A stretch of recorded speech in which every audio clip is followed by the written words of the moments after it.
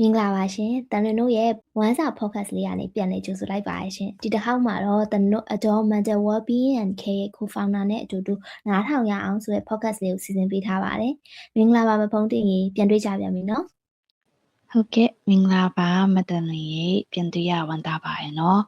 ဆိုအခုခေတ်မှာကျွန်တော်လူငယ်အနေနဲ့လေစိတ်ပိုင်းဆိုင်ရာဖိအားအများကြီးကြုံနေကြရအကြောင်းဒီ podcast လေးကိုစီစဉ်ခဲ့ကြတာပေါ့နော်ဆိုစိတ်တွေအဆင်မပြေဖြစ်နေတဲ့အချိန်မှာဒီကိုယ့်ရဲ့ဘေးနားမှာရှိနေတဲ့သူတွေကဘလို့နားထောင်ပြီးလဲဆိုရဲဟာလေအရင်ရေးကြည့်ရအောင်ဒီတစ်ခေါက်ဒီ podcast လေးကနေပြပြပေးချင်ပါတယ်ဟုတ်ကဲ့ပါမဖုံးတင်ရေတခါလေကြားလို့ရှိရင်တန်တွင်တို့ကပေါ့နော်တယောက်ယောက်ကိုရင်ဖွင့်လိုက်ချင်ပေမဲ့နားထောင်ပြီးသူရဲ့ဒီတုံးပြန်မှုတွေချောင်းပေါ့နော်ပို့ပြီးတော့စိတ်ထိခိုက်သွားရတဲ့ဟာတွေရှိတတ်တယ်လीနော်အထူးသဖြင့်ကိုကြီးအဆုံးစီရင်ခြင်းစိတ်တွေဖြစ်နေတဲ့အချိန်မှာဆိုလို့ရှိရင်ပေါ့နော်ပို့ဆိုးသလားလို့လေဒါပေါ့နော်အဲအကြောင်းလဲကျွန်တော်ဒီနေ့ podcast မှာမှားယွင်းတဲ့နားထောင်မှုပုံစံနဲ့မှန်ကန်တဲ့နားထောင်မှုပုံစံနှမျိုးဒီရှင်းရှင်းလင်းလင်းသိတော့အောင်လို့ဒီ conversation ရှည်လေးနဲ့ကျွန်တော်တို့နှစ်ယောက်ကတရုပ်ဆောင်ပြသွားပေးမှာပါပေါ့နော်ဆိုတော့နားထောင်ပြီးခြင်းကလူတစ်ယောက်ရဲ့အသက်ကိုယ်တောင်ဘယ်လိုမျိုးကယ်တင်ပေးနိုင်လဲဆိုတဲ့ဟာကိုကျွန်တော်တို့အတူတူနားဆင်ကြည့်ကြရအောင်နော်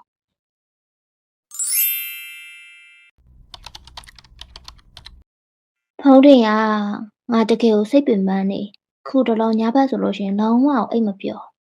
နင်အိမ်မပြောရဲဟာနင်ဖုန်းနေကြည့်နေလို့နေမှာပေါ့ညဘက်ဖုန်းလျှော့ပြီးတော့တုံးနေဟာမဟုတ်ဘူးဟာငါခေါင်းထဲမှာအတွေးတွေများနေတာ Facebook ကြည့်လိုက်လို့ရှင်လေငါတငယ်ချင်းတွေအကုန်လုံးကနိုင်ငံခြားမှာမာစတာကြီးတက်နေကြတယ်အချို့ဆိုလို့ရှင်ဒေါ်လာနဲ့လစာရောင်ရနေပြီဟာငါတို့ဒီမှာဘာမှမမေရမရှိသေးဘူးစူးစမ်းမှုတွေကလည်းဘာမှမဟုတ်တော့လို့ပဲဟာနင်ကလည်းဒီနိုင်ငံခြားကြီးသွားကြရဲဆိုတော့အဲ့ဒါသူ့ကံကောင်းလို့ပါဟာသူ့လည်းဒုက္ခရောက်နေရဟာရှိမှာပေါ့နင်ကဒီမှာလေအလုပ်ရှိနေရပဲကံကောင်းလိုက်နေဖို့အိမ်လည်းရှိရဲစားဖို့စားလည်းရှိရဲကံကောင်းနေပြီပဲလေငါတီးတယောက်ဆိုရင်လည်းအဲ့အလုပ်ပြုတ်လို့အိမ်မှာပဲထိုင်နေရတာနင်အဲ့လိုမျိုးအခြားသူတွေအဆင်ပြေနေရဟာပဲတော်တော်မကြည့်နဲ့လေအဲ့ဒါပေါ့ဟာငါလည်းမကြည့်ချင်ပေမဲ့ဒီပတ်ဝန်းကျင်ကဖိအားတွေကရှိသေးတာဟာနင်လည်းသိတဲ့အတိုင်းပဲအိမ်ကလည်းသူများသားသမီးနဲ့နှိုင်းပြောမယ်ဆိုရှင်လေထိတ်ဆုံးကငါတကယ်ကိုသိရှင်စိတ်ပေါက်တယ်ငါဘွားကြီးကလေဘာမှအတိတ်ပဲမရှိတော့လို့တွေးမိရဲ့ဟာ နင်ကတော့လွန်လာပြီဒီလောက်လေးနဲ့တည်ချင်နေဆိုတဲ့စကားကိုလွယ်လွယ်ပြောရလားအဲ့စကားကိုလွယ်လွယ်ပြောရတဲ့စကားလားနင့်မိဘကနင့်ကိုဘယ်လိုကြွေးထားလဲနင်အဲ့ပြန်ကြည့်လေနင်တော်တော်စိတ်သက်ပြောညံ့တာပဲတန်လွင်ရအခြားသူတွေဆိုလေနင့်ထက်အမအစရထောင်ချီလေဒုက္ခရောက်နေရအများကြီးပဲအဲ့တော့အေးစီတူဆက်ပြီးတော့ရှင်သန်နေကြတာပဲလေတန်လွင်ရဲ့အေးပါငါလည်းသိပါတယ်ဒါပေမဲ့ငါရင်ထဲမှာကွာတကယ်ကြီးကိုမွန်းကြက်နေတာငါစိတ်ညစ်လို့ရှင်အစားရည်ပဲထိုင်စားနေမိတာငါကောင်ကလည်းထိမမရတော့အရန်စိတ်ညစ်လာတဲ့အချိန်တွေဆိုလို့ရှင်အဆက်တွေပဲစားမိတယ်ခုဆိုငါတော်တော်ကြီးပဲဝလာမှန်နဲ့ကြည့်လို့ရှင်တော့ငါကောင်ကညွန်တောင်ညွန်မိနေပြီဟာအေးလေအဲ့အကြောင့်နင့်ကငါပြောတာပေါ့အစားရလျှော့စားပါဆိုရဲဟာကိုနင်အမဝါလာကိုပို့ပြီးစိတ်သက်တည်ကြအောင်နင်အဲ့လိုကိုဂယူးမဆိုင်ဖဲနဲ့မချစ်ဖဲနဲ့အစားရပဲထိုင်စားနေဘသူကနင့်ကိုတန်ဖိုးထားမှလဲနင်အဲ့အပြင်းထူနေရဟာကိုလေအလုံးရှုံအောင်လုပ်ကြည့်လိုက်အားဆိုရင်ဒီအကုန်လုံးစင်ပြေသွားလိမ့်မယ်ငါအလုပ်လေတကယ်စူးစမ်းပါရဲ့ဖုံးတင်ရဒါပေမဲ့ခုတလောတွေးမိရလေငါကောင်ကတက်သိခြင်းနဲ့စိတ်တွေကြီးပဲအေးစေးတောင်ဝယ်ရမလားလို့တွေးမိနေတာနင်ယူနေလားတန်လွန်အဲ့လိုလို့ဘာထူးမှလဲနင်တကယ်လူ့ကွာစားပဲငါဒီမှာအကောင်းကြီးပြောနေဟောင်းနင်ကတလွဲရှောက်တွေးနေကြပြီနင်အခုလိုရှောက်တွေးနေရလေဒီလားအားနေလို့လေအဲ့တော့လေနင်အတွေးရှောက်မတွေးပြအောင်တရားလေးပါလေးနာတရားလေးပါလေးထိုင်စိတ်ကိုအခြားစီအာယုံပြိုင်းပြီးတော့နေလိုက်အဲ့ဆိုအဆင်ပြေသွားလိမ့်မယ်နေပါငါ့ကိုနေတကယ်တော့နားမလည်ဘူးပဲဟောနားမလည်အောင်နင်ကဘာဖြစ်နေလို့လဲတန်လွင်ရဲ့နင့်ကိုအကောင်းမြင်တတ်အောင်မကြိုးစားရလေနင်ကဒီအစိုးရကြီးပဲကြည်နေရဲ့ဟောင်းလာပါဟာအဲ့ဟာကြီးပြောမနေနဲ့ဒီမှာနင်အခုအစားလျှော့စားဂျင်သွားအဲ့ဆိုရင်အားလုံးစင်ပြေသွားလိမ့်မယ်ဒီမှာငါတော့နင့်ကိုနေအားပေးရတနေ့တော်တော်မောလာပြီ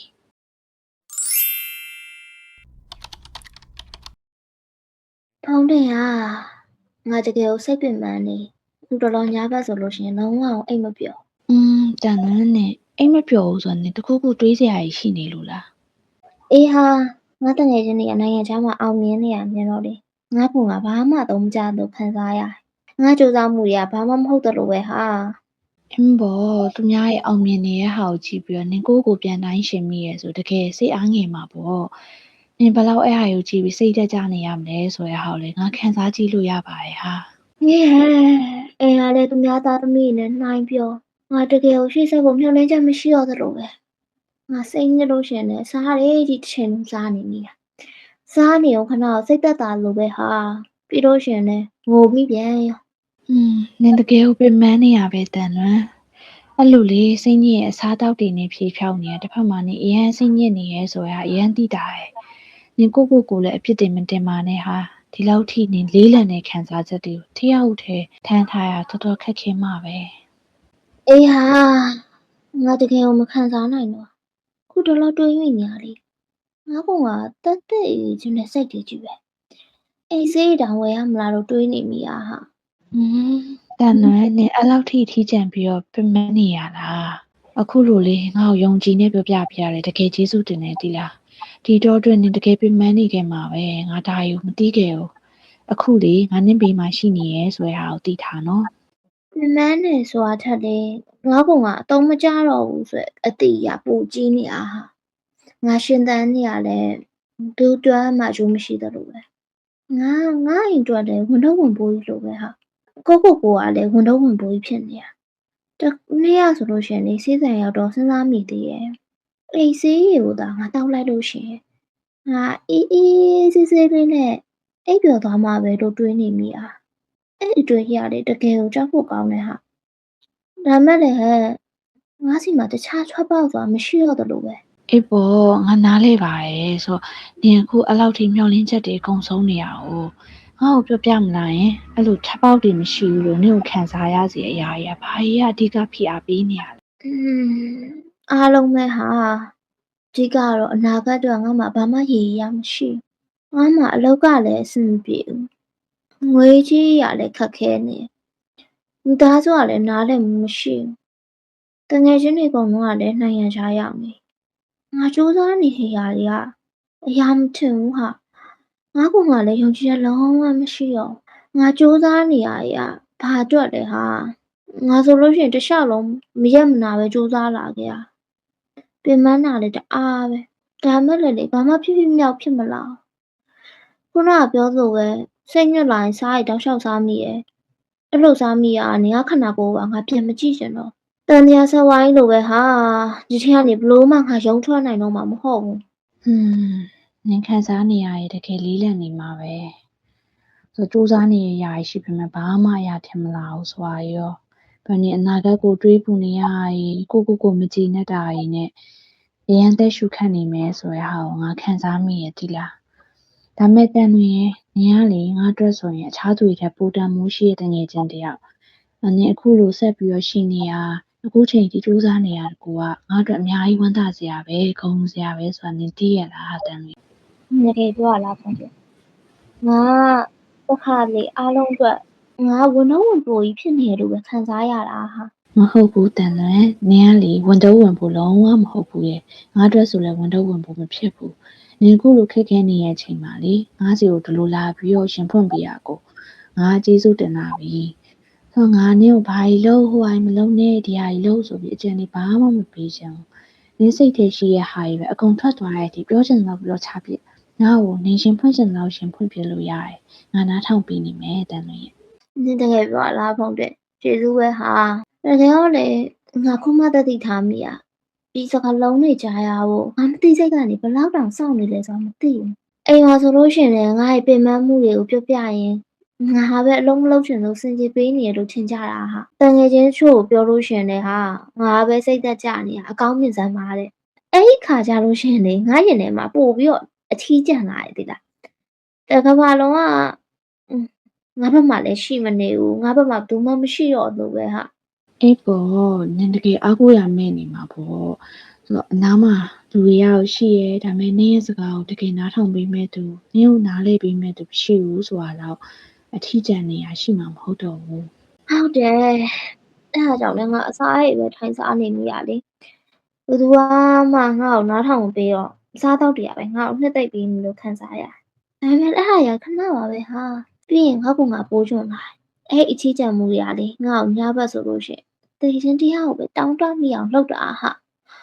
ငါအော်နေရရောဘယ်သူမှလည်းမကြောက် ငါနာကျင်နေရတယ်လို့လည်းဘယ်သူမှမမြင်ဘူးဆိုတဲ့အတွေ့အကြုံငါ့ကိုနေ့တိုင်းတတ်နေတယ်လို့ပဲအဲ့ဒါကိုမြင်သိလားထုံးတယ် အခုနင်ပြောနေတဲ့ဟာရောငါကြားနေရပြီလေတန်တွေရဲ့နင်အော်နေတဲ့ဟာကြီးငါကြားရတယ်နင်နာကျင်နေရဆိုတဲ့ဟာကိုလည်းငါမြင်ရတယ်နင်ဘယ်လောက်ထိပင်ပန်းနေရဆိုတဲ့ဟာကိုငါနားလေရတယ်တန်တွေရဲ့နင်ခုပြောနေတဲ့ခံစားချက်တွေအားလုံးကလေဒီတိုင်းအပေါ်ရင်ပေါ့ပြမဟုတ်ဆိုတာငါသိရအကုန်လုံးကလည်းအဓိပ္ပာယ်ရှိရအဲ့လောက်ကြီးရဲ့ထိကြံမှုတွေစိတ်ဆင်းရဲနေရတာနင်တယောက်ထဲထန်ထားရတကယ်ကိုပင်ပန်းနေခဲ့မှာပဲ တကယ်ပါဟာနင်ခုလိုလေကြားနေရပြီလို့ပြောလိုက်တဲ့စကားလုံးလေးတစ်လုံးကငါအတွက်တော့အသက်ဆက်ရှင်မှုရအားတစ်ခုဖြစ်သွားသလိုပဲငါလိုချင်နေခဲ့တာအကြံဉာဏ်နေမဟုတ်ဘူးဟာငါခံစားနေရတယ်ဟုတ်တယ်နင်ခံစားရမှာပဲနင်အရန်ပင်ပန်းမှာပဲလို့အတိအမှတ်ပြုပေးမဲ့လူမျိုးပေါ့အခုနင်ပြောလိုက်တယ်လို့ပေါ့ဟာ အေးပေါ့ဟာလေးကြရင်ဟုတ်တယ်ငါ့ကိုအကြံဉာဏ်နေပေးရမှာခွဲနဲ့နားလေပြီးရဆိုတဲ့ဟာကိုလိုအပ်တာပေါ့လေအခုရောနင်ငါ့ကိုဒီလိုကြီးပြောပြရအောင်ရှင်ထဲမှာဘယ်လိုနေသေးလဲ ငါရင်ထဲမှာအများကြီးပေါ်သွားပြီဟာငါဘက်မှာလေပထမဆုံးကြိမ်ငါစကားကိုတကယ်နားထောင်ပေးရလို့ရှိရဲလို့ခံစားလိုက်ရတယ်ငါအခုမှပဲအသက်ကိုဝဝရှူရတယ်လို့ခံစားရတော့ဟာ အေးပါတန်လဲနောက်ကြရင်နေတခုခုပြောချင်တာရှိရဲဆိုလဲငါရှိရဲနော်အမြဲတမ်းအဆင်သင့်ရှိနေရဲဆိုတဲ့ဟာကိုနင်သတိရပြီ တကယ်ချင်းတို့ရေဒုတိယပိုင်းမှာနားဆင်ခဲ့ရတယ်လို့ပဲမဖုံတင်းကတန်တွင်ခံစားနေရတဲ့ဒီတေကျင်တဲ့ဆွဲစိတ်ကိုအပြစ်မတင်မဲနဲ့နင်တကယ်ကိုပင်ပန်းနေမှာပဲဆိုပြီးတော့တန်တွင်ရဲ့ခံစားချက်တွေကိုအတိအမှတ်ပြုပေးတာကတန်တွင်အတွက်တော့လေတကယ်ကိုကြီးမားတဲ့အားကြီးတစ်ခုလိုပဲဖြစ်ခဲ့ရယ် ဒီပါဆိုတော့ကျွန်တော်နားထောင်တဲ့သူတွေအတွက်ကိုအခုဒ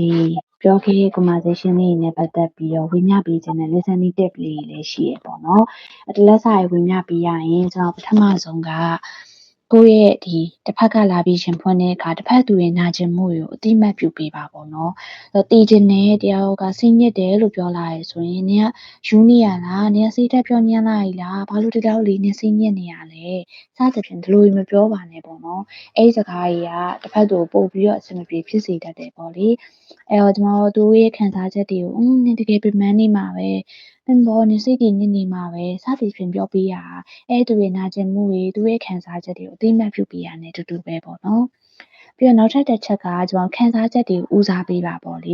ေဒါတွေမှာကျွန်တော်စိတ်ညစ်နေတဲ့အချိန်မှာလိုချင်တာအဖြေမဟုတ်ဘူးဖြေရှင်းချက်တွေမဟုတ်ဘူးပေါ့နော်နားလေပေးမှုနားလေပေးခံရမှုလိုအပ်တဲ့အခြေအနေရှိရပေါ့အဲ့တော့အကြံဉာဏ်တွေကိုချက်ချင်းမပေးပါနဲ့အောင်ဒီအဖြေရှာပေးဖို့ထက်အဲ့သူရဲ့ခံစားချက်ကိုအရင်ဆုံးနားလည်အောင်စူးစမ်းပေးပါပေါ့နော်သူစိတ်ပေါ်သွားမှအဖြေဆိုရဲဟာကိုတူတူရှာလို့ရတယ်ပေါ့လေပြီးတော့နောက်တစ်ခုကကျွန်တော်စိတ်ရှည်ပေးပါပေါ့နော်တစ်ဖက်ကရင်ဖွင့်နေတဲ့အချိန်မှာကျွန်တော်